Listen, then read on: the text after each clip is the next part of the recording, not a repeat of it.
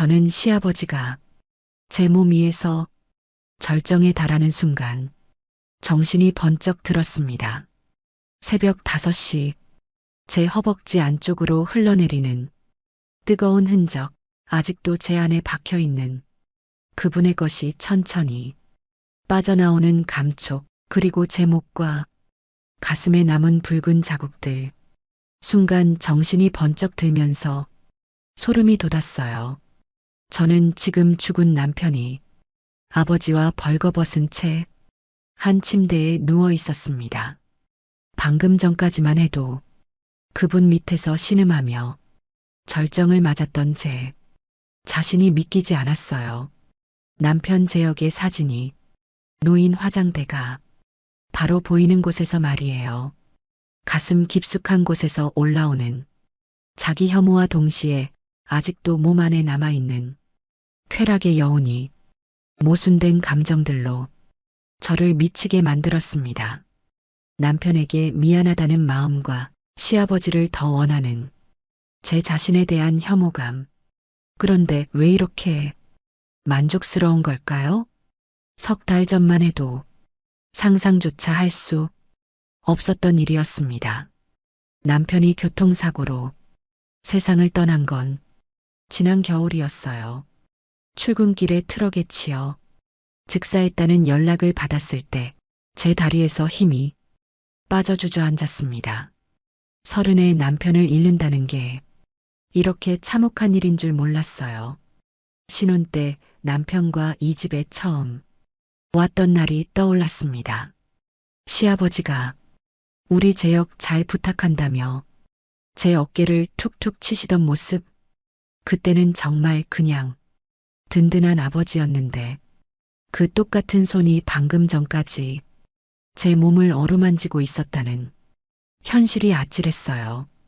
장례식장에서 시아버지가 제 어깨를 붙잡고 흔들리며 우시던 모습이 아직도 선명합니다.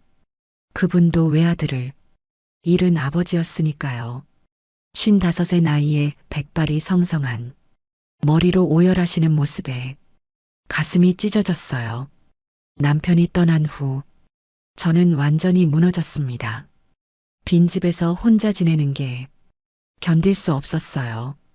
밤마다 베개를 적시며 울다가 새벽에 잠들고 낮에는 멍하니 허공만 바라보는 날들. 제대로 밥도 못 먹고 씻지도 않고 그냥 죽은 듯이 지냈습니다. 바로 그때 시아버지가 매일 저를 찾아오기 시작했어요. 처음에는 그냥 안부만 묻고 가시는 정도였습니다.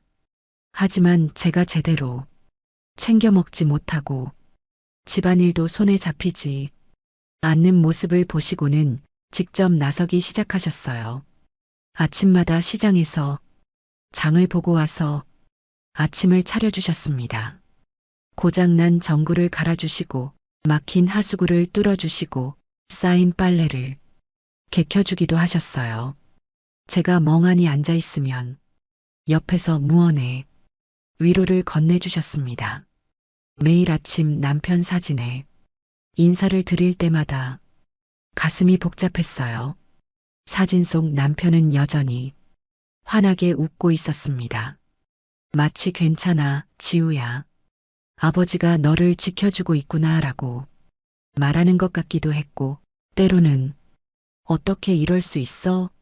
라고 책망하는 것 같기도 했어요. 처음 몇 주는 정말 아버지 같은 분이었습니다. 시아버지는 매일 아침 7시에 오셔서 저녁 9시까지 계셨어요. 그분 덕분에 저는 다시 사람다운 생활을 할 수 있었습니다. 함께 밥을 먹고 간단한 대화를 나누고 남편 이야기를 하며 슬픔을 나눴어요. 처음에는 정말 그냥 아버지였어요. 남편 장례식 때 저를 부축해 주시던 그 든든한 어깨, 매일 아침 시장에서 사온 신선한 나물로 국을 끓여주시던 그 친근한 뒷모습, 55의 나이에도 불구하고 여전히 듬직한 어깨와 성실한 모습을 가진 분이셨습니다. 그렇게 2달이 흘렀습니다. 시아버지는 여전히 매일 저를 찾아오셨고 저는 그분이 없는 하루를 상상할 수 없게 되었어요. 어느새 그분의 발걸음 소리만 들어도 가슴이 설레기 시작했습니다. 하지만 그게 이상한 감정이라는 걸 저는 애써 부정했어요. 그저 의지하는 것뿐이라고, 외로움이 만들어낸 착각이라고 스스로를 달랬습니다. 변화가 시작된 건 그분이 감기에 걸리셨을 때였어요. 등이 뻐근하다며 파스를 붙여달라고 하셨습니다. 셔츠를 벗으시는 그분의 등을 보는 순간 저도 모르게 숨이 멎었습니다. 55이라는 나이가 믿기지 않을 만큼 넓고 탄탄한 어깨, 아직도 단단하게 남아있는 근육들, 파스를 붙이려고 그 등에 손을 댔을 때 제 손이 떨리고 있다는 걸 느꼈어요. 시아버지도 제 떨림을 느끼셨는지 잠시 움직임을 멈추셨습니다. 그 순간 흐르는 침묵이 너무나 무거웠어요. 그날 이후로 뭔가가 달라지기 시작했습니다. 시아버지가 집에 계시는 시간이 점점 길어졌어요. 저녁을 함께 드시고 설거지를 도와주시고 늦은 시간까지 TV를 보며 이야기를 나누시곤 했습니다. 설거지를 할 때, 우연히 스치는 손길, 소파에 앉을 때, 조금씩 가까워지는 거리, 대화 중에 길어지는 시선들, 둘 다 느끼고 있었지만 아무도 먼저 말하지 않았어요. 어느 비 오는 저녁이었습니다. 시아버지가 평소보다 늦게 오셨는데 온몸이 비에 흠뻑 젖어 계셨어요. 저는 황급히 수건을 가져와 그분의 머리를 말려드렸습니다. 수건으로 머리를 감싸고 물기를 닦아드리는데 문득 그분이 저를 가만히 바라보고 계신 걸 느꼈어요. 고개를 들어 눈을 마주쳤을 때 그 눈빛은 분명 아버지가 며느리를 보는 눈이 아니었습니다. 저도 모르게 심장이 빠르게 뛰기 시작했어요. 시아버지가 낮은 목소리로 제 이름을 불렀습니다. 그 목소리에 담긴 무언가가 제 온몸을 떨게 만들었어요. 하지만 그분도 저도 더 이상 나아가지 못했습니다. 그저 한참을 그렇게 서로를 바라보기만 했어요. 그날 밤 시아버지는 처음으로 제 곁에 머물렀습니다. 너무 늦었으니 객실에서 주무시라고 했고 그분은 잠시 망설이시다가 고개를 끄덕이셨습니다. 하지만 그날 밤 저는 잠을 이룰 수 없었습니다. 얇은 벽 하나를 사이에 두고 그분이 주무시고 계시다는 사실이 제 마음을 어지럽게 만들었어요. 이게 뭐지? 이 감정은 대체 뭐지? 저는 베개를 꼭 안고 스스로에게 물었습니다. 그 이후로 시아버지는 자연스럽게 자주 머물게 되었어요. 처음에는 각자 방에서 주무셨지만 어느 날 밤 악몽에 시달리던 제가 비명을 지르며 깨어났을 때 시아버지가 달려와 제 방문을 두드리셨습니다. 문을 열었을 때 그분의 걱정스러운 얼굴을 보자 그만 눈물이 터져 나왔어요. 꿈에 남편이 나타났다고 너무 무서웠다고 말하자 시아버지가 조심스럽게 제 어깨에 손을 올리며 괜찮다고 아무 일도 없을 거라고 말씀하셨습니다. 그날 밤 시아버지는 제 방 바닥에 이불을 깔고 주무셨습니다. 하지만 악몽은 계속되었고 며칠 후부터는 그분이 제 침대 옆 작은 소파에서 주무시게 되었어요. 그분의 고른 숨소리를 들으며 잠이 드는 것이 유일하게 편안한 시간이었습니다. 일주일쯤 지났을까요? 어느 날 새벽 악몽에서 깬 저는 무의식적으로 손을 뻗어 시아버지의 손을 잡았습니다. 그분도 깨어나셔서 제 손을 꽉 잡아주셨어요. 그 따뜻한 손길에 저는 조금씩 진정되었습니다. 하지만 손을 놓고 싶지 않았어요. 그분도 제 손을 놓지 않으셨습니다. 그렇게 손을 잡은 채 우리는 다시 잠들었어요. 다음 날 아침, 눈을 떴을 때 저희는 여전히 손을 잡고 있었습니다. 서로의 눈을 마주쳤을 때 뭐라 말할 수 없는 감정이 흘렀어요. 시아버지가 미안하다며 손을 놓으시려 했지만 저는 오히려 더 꽉 잡았습니다. 이렇게 있으니 편안하다고 그렇게 말했습니다. 그날 이후 시아버지는 소파가 아닌 침대에서 함께 주무시게 되었습니다. 물론 충분한 거리를 두고 각자의 이불을 덮고 그저 한 공간에 있을 뿐이었지만 그것만으로도 저는 평온함을 느꼈어요. 밤마다 느껴지는 그분의 존재, 규칙적인 숨소리, 가끔 뒤척이는 소리, 모든 것이 저를 안심시켰습니다. 하지만 동시에 마음 한구석에서는 다른 감정이 자라나고 있었어요. 이것이 정말 그저 위로일 뿐일까?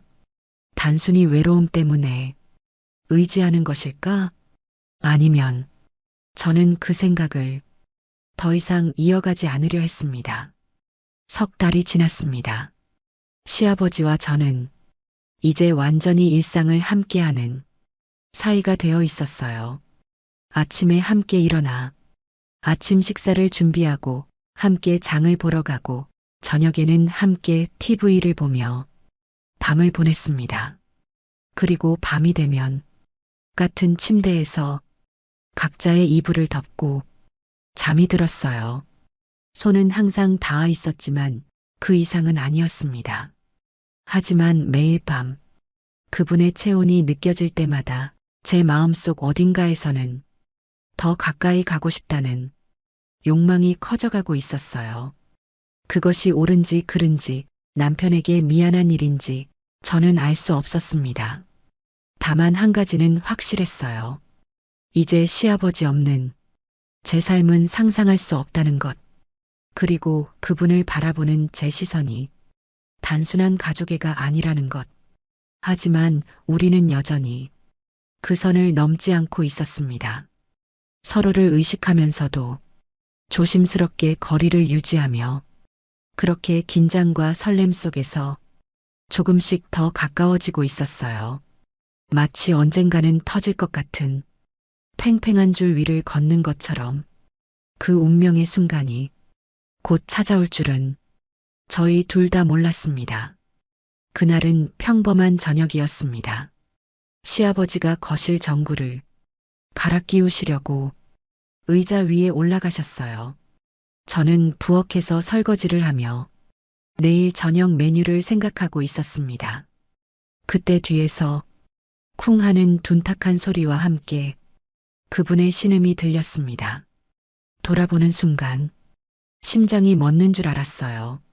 시아버지가 바닥에 쓰러져 왼쪽 팔을 부여잡고 괴로워하고 계셨습니다.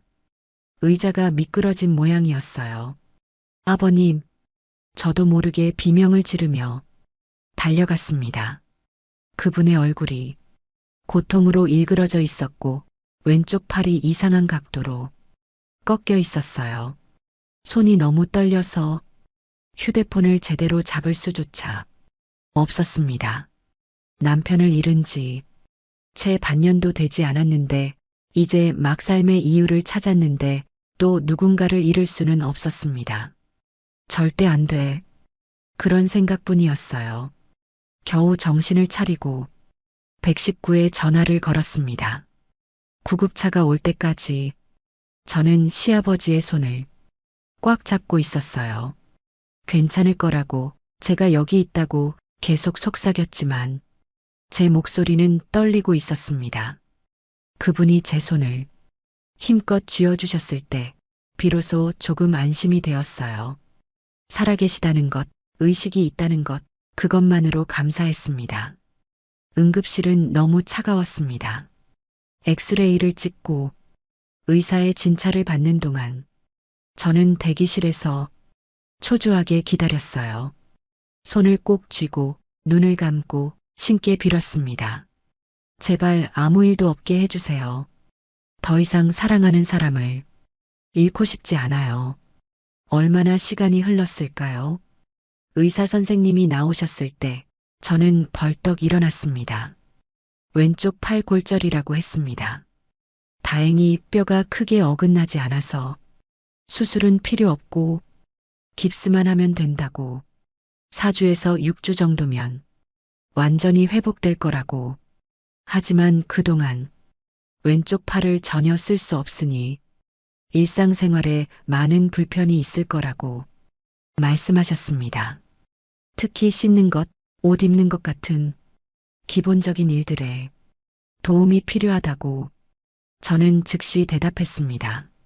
제가 돌보겠다고, 저희가 같은 집에 살고 있다고. 의사 선생님은 고개를 끄덕이며 처방전과 주의사항을 알려주셨어요. 집으로 돌아오는 택시 안에서 저는 깁스를 한 시아버지의 오른손을 꽉 잡고 있었습니다. 그분도 제 손을 놓지 않으셨어요. 그 손의 온기가 제게 말해주고 있었습니다. 괜찮다고, 함께 있다고, 두렵지 않다고. 집에 도착해서 시아버지를 침대에 조심스럽게 눕혀드렸습니다. 진통제를 드시고 나서 그분은 피곤한 듯 눈을 감으셨어요. 저는 침대 옆 의자에 앉아 한참을 그분을 바라보았습니다. 그제야 깨달았어요. 이 사람이 제게 얼마나 소중한 존재가 되었는지를. 단순한 시아버지도 단순한 위로도 아닌 제가 진심으로 사랑하는 사람이라는 걸. 눈물이 흘러내렸습니다. 남편을 잃었을 때와는 다른 감정이었어요. 이건 슬픔이 아니라 두려움이었습니다. 이 사람마저 잃을까봐 무서웠던 거예요. 제가 흐느끼는 소리에 시아버지가 눈을 뜨셨습니다. 그리고 오른손을 뻗어 제 뺨에 눈물을 닦아주셨어요. 말은 없었지만 그 손길이 모든 걸 말해주고 있었습니다. 다음 날 아침부터 본격적인 간병이 시작되었습니다. 한 팔을 쓸 수 없게 되면서 정말 많은 것들이 불편해졌어요. 식사를 할 때 음식을 잘라드려야 했고, 옷을 입고 벗는 것도 도와드려야 했습니다. 시아버지는 처음에 많이 불편해 하셨어요. 특히 제가 셔츠 단추를 채워드리거나 바지를 입혀드릴 때 얼굴이 붉어지시곤 했습니다. 하지만 저는 전혀 불편하지 않았어요. 오히려 이렇게라도 그분을 가까이에서 돌볼 수 있다는 게 감사했습니다. 그분의 몸에 손이 닿을 때마다 심장이 빠르게 뛰었지만 그것도 나쁘지 않았어요. 이틀이 지났을 때 시아버지가 조심스럽게 말씀하셨습니다. 샤워를 해야 하는데 혼자서는 도저히 할 수 없을 것 같다고. 제가 도와드리겠다고 하자 그분의 얼굴이 더욱 붉어졌습니다. 민망하다고, 미안하다고 말씀하셨지만 저는 아무렇지 않은 척 욕실로 향했어요. 하지만 속으로는 제 심장 소리가 욕실 전체에 울려 퍼질까봐 걱정될 정도로 요란하게 뛰고 있었습니다. 욕실 안은 김이 가득했습니다. 저는 떨리는 손으로 시아버지의 셔츠 단추를 하나씩 풀기 시작했어요. 첫 번째 단추, 두 번째 단추, 세 번째 단추. 셔츠가 벗겨지며 그분의 가슴이 드러났습니다. 넓은 어깨, 단단한 가슴, 그리고 그 아래로 이어지는 탄탄한 복부. 숨을 고르려 애썼지만 쉽지 않았어요. 바지를 벗길 때는 더 심했습니다. 손이 너무 떨려서 벨트 버클을 푸는 데만 한참이 걸렸어요. 그리고 마지막으로 속옷까지. 그 순간 제 눈앞에 시아버지의 벌거벗은 몸이 완전히 드러났습니다. 55이라는 나이가 믿기지 않을 정도로 아름다운 몸이었어요. 하지만 무엇보다 제 시선을 사로잡은 건 그분의 물건이었습니다. 이미 반쯤 깨어난 상태로 남편의 것보다 훨씬 크고 당당했어요. 순간 숨이 멎었습니다. 목이 바짝 말랐고 배 아래쪽이 뜨겁게 달아올랐습니다. 시아버지도 제 시선을 느끼셨는지 얼굴이 더욱 붉어지셨어요. 미안하다고, 제가 있으니 그런 거라고 작은 목소리로 말씀하셨습니다. 저는 고개를 저으며 샤워기를 틀었습니다. 자연스러운 반응이라고, 신경 쓰지 말라고 말했지만 제 목소리도 떨리고 있었어요. 수건에 비누칠을 하고 그분의 몸을 닦아드리기 시작했습니다. 어깨, 등, 가슴 천천히 아래로 내려갔어요. 손이 닿을 때마다 시아버지의 몸이 미세하게 떨렸습니다. 그분의 물건은 점점 더 단단해지고 있었어요. 완전히 깨어난 상태가 되자 정말 압도적이었습니다. 저는 그 부위를 피해 다리를 씻겨드렸지만 머릿속은 온통 그 모습으로 가득했어요. 샤워를 마치고 타월로 물기를 닦아드리는 동안에도 그분의 남성은 여전히 굳건하게 서 있었습니다. 그날 밤 저는 잠을 이룰 수 없었습니다. 눈을 감으면 시아버지의 벌거벗은 모습이 떠올랐고 특히 그분의 남성이 제 머릿속을 떠나지 않았어요. 제 몸도 이상했습니다. 다리 사이가 축축했고 심장은 계속 빠르게 뛰었고 온몸이 화끈거렸어요. 다음 날도 그 다음 날도 샤워를 도와드려야 했습니다. 두 번째 샤워 때는 더 빨리 반응하셨어요. 제가 옷을 벗겨드리기 시작하자마자 이미 단단해지기 시작했고 속옷을 벗겼을 때는 완전히 깨어난 상태였습니다. 시아버지는 더욱 민망해 하셨지만 저 역시 점점 더 의식하지 않을 수 없었어요. 그분의 몸을 씻겨드리는 동안 제 손이 자꾸만 그쪽으로 향하고 싶어졌습니다. 세 번째 샤워 때는 더 심했어요. 그분의 단단한 것이 제 눈높이에서 우뚝 서 있는 모습을 보며 저는 심장이 터질 것 같았습니다. 시아버지가 괴로워하는 표정을 짓는 게 보였어요. 한 팔을 쓸 수 없으니 스스로 해소할 수도 없는 상태였고 며칠째 그런 상태가 계속되고 있었던 거예요. 그 고통스러운 표정을 보자 제 가슴이 저려왔습니다. 네 번째 샤워 때 저는 더 이상 참을 수 없었습니다. 평소처럼 몸을 씻겨드리다가 문득 멈췄습니다. 그리고 그분의 눈을 똑바로 바라보았어요. 힘드시죠? 제가 도와드릴까요? 그렇게 물었습니다. 시아버지의 눈이 크게 떠졌습니다. 안 된다고, 그러면 안 된다고 말씀하셨지만 그 목소리에는 확신이 없었어요. 저는 천천히 손을 뻗었습니다. 그리고 그분의 그것을 감쌌어요. 뜨겁고 단단했습니다. 제 손에 가득 차는 느낌에 온몸이 떨렸어요. 시아버지가 깊은 신음을 흘렸습니다. 제 이름을 부르셨어요. 그 목소리가 너무 간절해서 저는 천천히 손을 움직이기 시작했습니다. 위아래로 리듬을 타며 때로는 꼭 쥐었다가 때로는 부드럽게 시아버지의 신음소리가 점점 거칠어졌어요. 그분의 오른손이 제 머리카락을 쓰다듬었습니다. 미안하다고, 정말 미안하다고 말씀하셨지만 멈출 수가 없다고. 저는 고개를 저으며 더 빠르게 손을 움직였어요. 괜찮다고, 제가 원해서 하는 거라고 말했습니다. 몇 분 후 시아버지가 낮게 신음하며 절정에 달했습니다. 뜨거운 액체가 제 손과 팔을 적셨어요. 그 순간 저는 제 안에서 뭔가가 무너지는 걸 느꼈습니다. 마지막 선이 완전히 사라져버린 거예요. 샤워를 마치고 침실로 돌아왔을 때 우리는 서로를 바라보았습니다.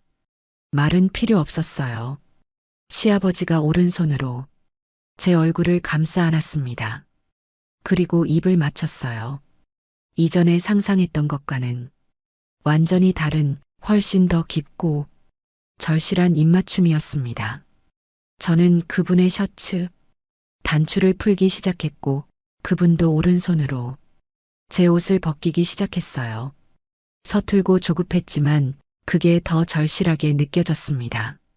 곧 우리는 둘 다 벌거벗은 채 침대 위에 누워 있었어요. 시아버지는 한 팔밖에 쓸 수 없었지만 그 한 손으로도 제 몸 전체를 불태울 수 있었습니다. 그분의 손이 제 가슴을 쓰다듬고 배를 지나 더 아래로 내려갔을 때 저는 작은 비명을 질렀어요. 시아버지가 낮게 속삭였습니다. 이미 이렇게 젖어 있다고 나도 원했던 거라고. 저는 고개를 끄덕이며 그분의 목에 입맞춤을 퍼부었습니다. 네, 원했어요. 너무 오래 참았어요. 그렇게 고백했습니다. 시아버지가 제 위로 올라왔습니다. 왼팔에 깁스가 되어 있어서 조심스러웠지만 그 눈빛만큼은 맹렬하게 타오르고 있었어요. 이제 되돌릴 수 없다고 정말 괜찮겠냐고 물으셨습니다. 저는 그분의 얼굴을 두 손으로 감싸 안으며 대답했어요. 사랑한다고. 이제 더 이상 시아버지가 아니라 제가 사랑하는 남자라고. 그 말과 동시에 시아버지가 천천히 제 안으로 들어왔습니다. 아, 남편보다 훨씬 크고 두꺼운 것이 제 안을 채워나갔어요. 약간 아팠지만 동시에 너무나 황홀했습니다. 완전히 들어왔을 때 시아버지가 잠시 멈추고 제 눈을 바라보았어요. 나도 사랑한다고, 너무 오래 참았다고, 이제 더 이상 참지 않겠다고 말씀하셨습니다. 그리고 움직이기 시작했어요. 천천히 깊게 제 안 깊숙이 들어왔다가 거의 빠져나갈 듯 하다가 다시 깊숙이 들어오는 그 움직임. 저는 그분의 어깨를 붙잡고 신음을 터뜨렸습니다. 좋다고, 더 깊이 해달라고 간청했어요. 시아버지의 움직임이 점점 빨라지고 거칠어졌습니다. 한 팔밖에 쓸 수 없는 상태였지만 그럼에도 불구하고 남편이 해주던 것보다 훨씬 강렬했어요. 제 몸이 점점 긴장되기 시작했고 배 아래쪽에서 뜨거운 무언가가 폭발할 것처럼 차올랐습니다. 이제 곧 절정에 이를 것 같다고 말하자 시아버지도 느끼셨는지 더욱 빠르게 움직이며 속삭였어요. 나도 그렇다고, 같이 가자고. 그리고 우리는 거의 동시에 절정에 달했습니다. 제 몸이 경련하며 시아버지의 남성을 조였고 그분은 제 안 깊숙이 뜨거운 증거를 남겼어요. 그 순간 저는 이전에 느껴본 적 없는 황홀감에 휩싸였습니다.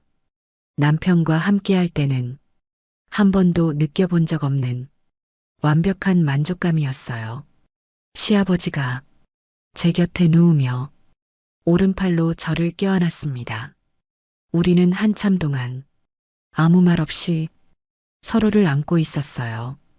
그때 문득 화장대 위에 남편 사진이 눈에 들어왔습니다. 하지만 이상하게도 죄책감보다는 평온함이 느껴졌어요. 마치 남편이 괜찮다고, 행복하라고 말해주는 것 같았습니다. 저는 시아버지의 품에 안겨 처음으로 진정한 안식을 느꼈습니다. 이것이 사랑이라는 걸 온몸으로 느끼며 잠에 빠져들었어요. 그날 이후 저희의 관계는 완전히 달라졌습니다. 시아버지의 팔이 낫는 4주 동안 저희는 낮에는 평범한 시아버지와 며느리처럼 지냈지만 밤이 되면 연인이 되었어요. 매일 밤 샤워를 도와드리며 자연스럽게 하나가 되었고 때로는 아침에 깨어나자마자 서로를 탐하기도 했습니다. 한 팔밖에 쓸 수 없는 상태였지만 그럼에도 불구하고 시아버지는 제게 상상할 수 없는 쾌락을 주었어요. 남편과의 관계에서는 느껴본 적 없는 강렬함이었습니다. 남편은 항상 조심스럽고 부드러웠지만 시아버지는 달랐어요. 거칠고 절실하게 마치 저를 삼켜버릴 것처럼 사랑했습니다. 하지만 물론 죄책감이 완전히 사라진 건 아니었어요. 매일 아침 남편 사진 앞에서 향을 피울 때마다 가슴이 먹먹했습니다. 미안해, 여보. 하지만 나도 살아야 해. 나도 사랑받고 싶어. 속으로 중얼거리곤 했어요. 시아버지도 마찬가지였던 것 같습니다.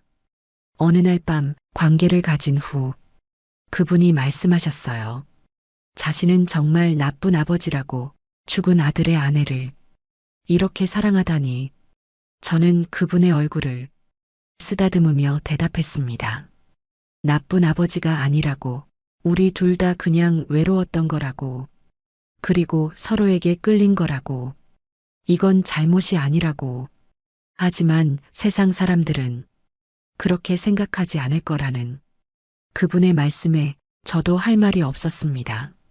시아버지와 며느리가 이런 관계라는 게 알려지면 어떻게 될지 저희 둘 다 알고 있었으니까요. 그럼 조심하면 된다고, 아무도 모르게 우리끼리만 사랑하면 된다고 제가 말했지만 과연 그게 가능할까 하는 불안감은 늘 마음 한구석에 있었어요. 동시에 다른 질문들도 저를 괴롭혔습니다. 이것이 정말 사랑일까? 아니면 단순히 외로움이 만들어낸 착각일까? 매일 밤 시아버지의 품에서 잠들면서도 낮이 되면 다시 의심했습니다. 그분이 저를 보는 시선에서 진짜 사랑을 읽을 수 있는 건지, 아니면 제가 보고 싶은 것만 보고 있는 건지, 남편을 잃은 슬픔이 저를 다른 남자에게 의존하게 만든 건 아닌지.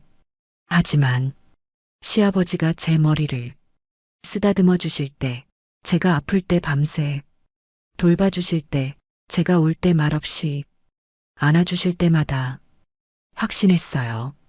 이건 단순한 위로나 의존이 아니라는 걸, 진짜 사랑이라는 걸. 그러면서도 죄책감은 사라지지 않았습니다. 특히 남편의 사진을 볼 때마다 가슴이 찢어졌어요. 미안해, 여보. 하지만 나도 살아야 해. 이런 말을 속으로 중얼거리면서도 과연 남편이 이해해 줄지 확신할 수 없었습니다. 가장 괴로웠던 건 이 관계의 미래였어요. 과연 저희가 끝까지 함께 할 수 있을까? 세상의 시선을 견뎌낼 수 있을까?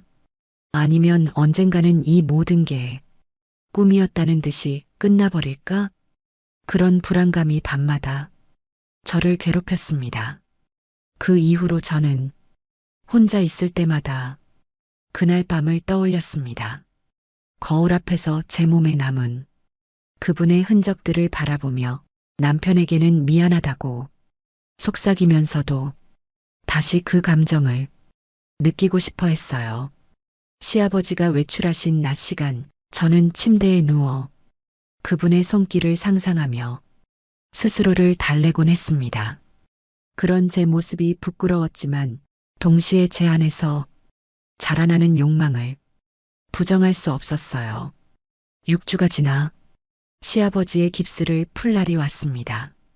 병원에서 깁스를 제거하고 집으로 돌아오는 길, 우리는 동네 슈퍼에 장을 보러 들렀어요. 거기서 이웃 아주머니 몇 분과 마주쳤습니다. 깁스를 푸셨다며 많이 좋아지셨냐고 물으셨어요. 시아버지가 다 나았다고 대답하시자 아주머니가 저를 보며 말씀하셨습니다. 며느리가 정말 잘 돌봐드렸다고. 요즘 매일 집에 계시던데 간병 정말 힘드셨을 거라고. 저는 최대한 자연스럽게 괜찮았다고, 당연히 해야 할 일이었다고 대답했지만 왠지 아주머니의 시선이 예전과 다른 것 같았어요. 집으로 돌아오는 길 시아버지가 말씀하셨습니다. 이웃들이 뭔가 눈치챈 것 같다고, 요즘 우리를 보는 시선이 좀 이상하다고. 설마요, 우리가 조심했는데. 그렇게 대답했지만 속으로는 저도 느끼고 있었어요. 이웃들의 시선이 미묘하게 변한 걸. 그날 밤 저는 시아버지 품에 안겨 한참을 울었습니다. 두려웠어요. 이 사랑이 들킬까봐, 세상 사람들이 저희를 손가락질할까봐, 그분과 헤어져야 할까봐. 시아버지가 제 등을 토닥이며 말씀하셨어요. 괜찮다고, 무슨 일이 있어도 저를 지켜주겠다고.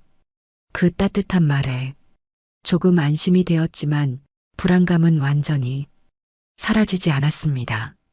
며칠 후 제가 슈퍼에 갔을 때 아주머니들이 수군거리는 소리가 들렸습니다. 요즘 상철 씨가 며느리 집에서 계속 지내신다고, 밤에도 안 가시고 거기서 주무신다고. 며느리 혼자 두기 불안하니까 그러시는 거겠지만, 시아버지가 며느리 집에서 계속 같이 사는 게 좀 이상하지 않냐는 말들이었어요. 가슴이 철렁 내려앉았습니다. 이미 소문이 퍼지기 시작한 거였어요. 집에 돌아와 시아버지에게 말했습니다. 사람들이 수군거린다고, 우리가 같이 산다는 게 이상하다고. 시아버지의 얼굴이 어두워졌습니다. 자신이 떠나야 하나고, 제가 손가락질 받는 건 원치 않는다고 말씀하셨어요. 싫다고, 가지 말라고. 저는 그분의 손을 꽉 잡았습니다. 혼자서는 못 산다고, 시아버지 없으면 살 수 없다고. 하지만 그분은 고개를 저으며 말씀하셨어요. 이건 정상적인 관계가 아니라고. 세상이 우리를 이해해 줄 리 없다고. 그럼 이해시키면 된다고. 우리가 서로 사랑한다는 걸 보여주면 된다고. 저는 말했습니다. 그날 밤 우리는 오래 이야기를 나눴어요. 숨을 것인가, 아니면 당당할 것인가. 결국 우리는 더 이상 숨지 않기로 했습니다. 물론 노골적으로 애정 표현을 하지는 않지만 함께 장을 보러 다니고 산책을 하며 자연스럽게 지내기로. 처음 며칠은 정말 힘들었습니다. 사람들의 시선이 따가웠어요. 뒤에서 수군거리는 소리, 노골적으로 쳐다보는 시선들.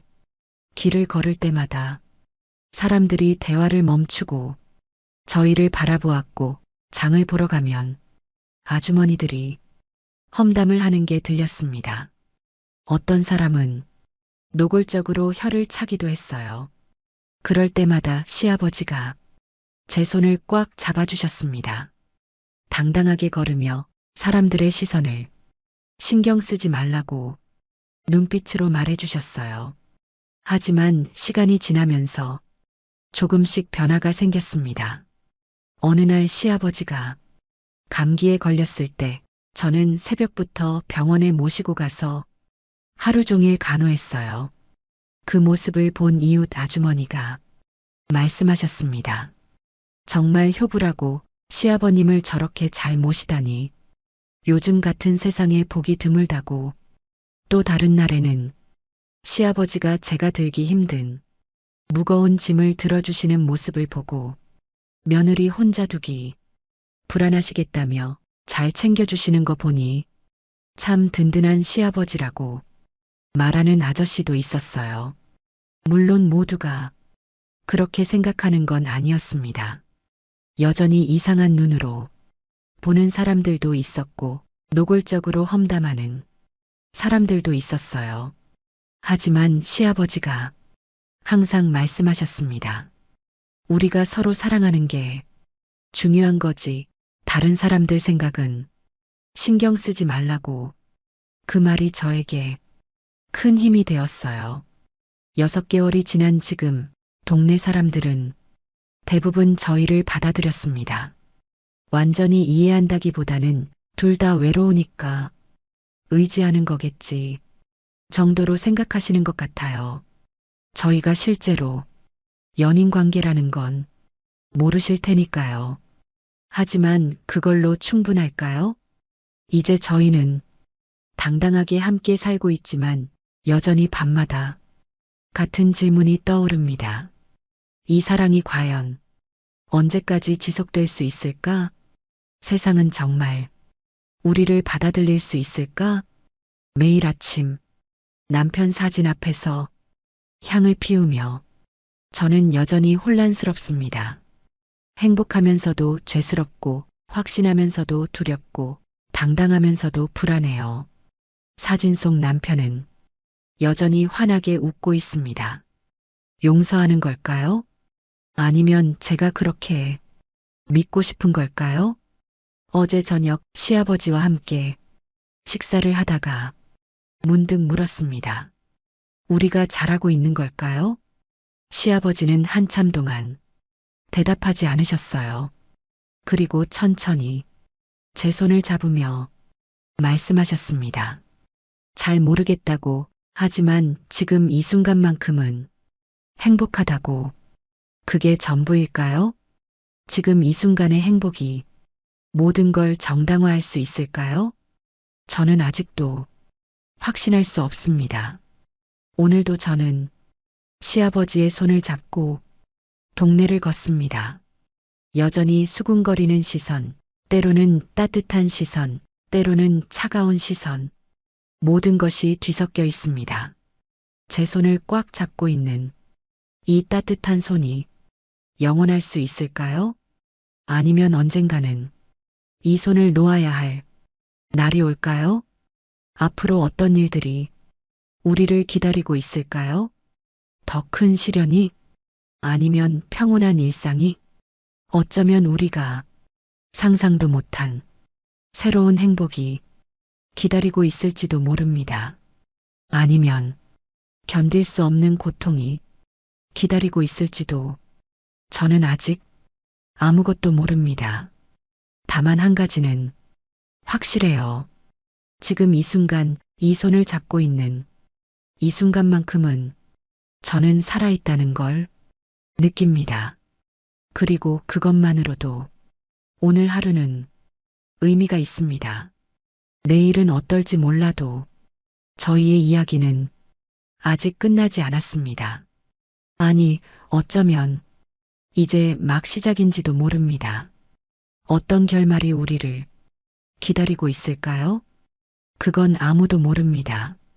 저도 시아버지도 세상 그 누구도. 다만 저희는 오늘도 이 길을 걷고 있습니다. 어디로 향하는지도 모른 채. 하지만 함께라는 것만은 확실합니다. 그것이 축복일까요? 아니면 저주일까요? 그 답은 아마도 훗날 알게 되겠죠. 오늘 저녁에도 저는 시아버지 품에서 잠들 것입니다. 내일도 모레도 언제까지? 그건 저도 모릅니다. 다만 지금 이 순간만큼은 사랑합니다. 그리고 그것만으로 충분할까요? 그 질문에 대한 답은 아직 찾지 못했습니다.